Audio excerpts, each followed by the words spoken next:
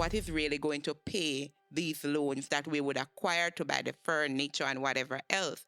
So we want to ensure that before we extend ourselves into any loans whatsoever, we have a steady income stream. So I am suggesting that wait until you come off the probation, wait until you know that you are at least appointed before you extend yourself into any debt, the car loan and the higher purchases and so on. Take time, move at your own pace. Don't be influenced by anybody. Start where you are and grow and build yourself. You want to go and buy a car. Some of the questions I think that you should ask yourself: why do I want this car? Am I going to use this car to help me to earn more? What's the purpose of having the car? You know? Income stream. So it would be an income stream. So if the purpose is that you're going to use this car as an income stream, then I could say that it might be useful for you to have the car. But to buy a car because you want a nice car to drive, or as you said, to reward yourself for all your years of study and stuff like that, I think it is unfortunate for you to think that way.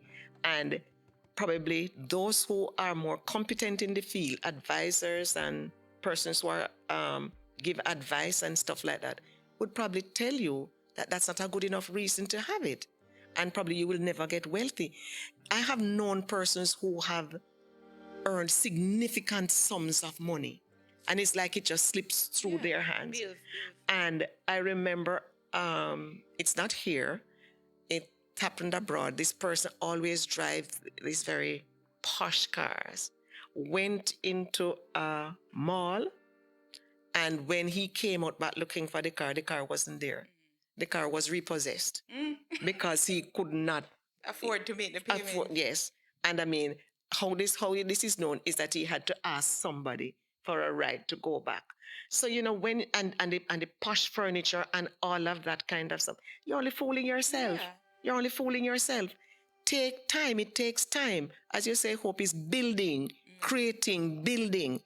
And one thing that I have learned as I looked at some stuff in preparing for this podcast was the suggestion by one person who at age 26, he was covered in debt.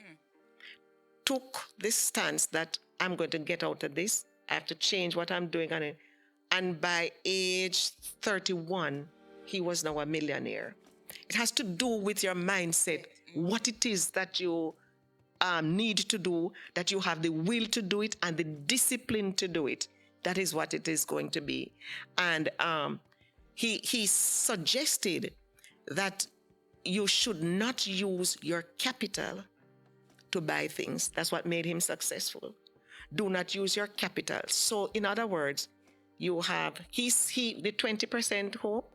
He said that you should use 10% as savings, because there are things like rainy day and emergencies, and another 10% for investment.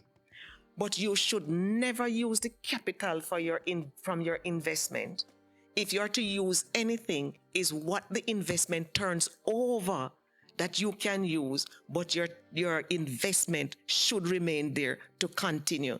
So if I understood by that if there are things that you see you'd want to have, wait until your investment begins to turn something, then your capital remains there, but you continue to use the return from your investment to gradually, give yourself the other things that you would want.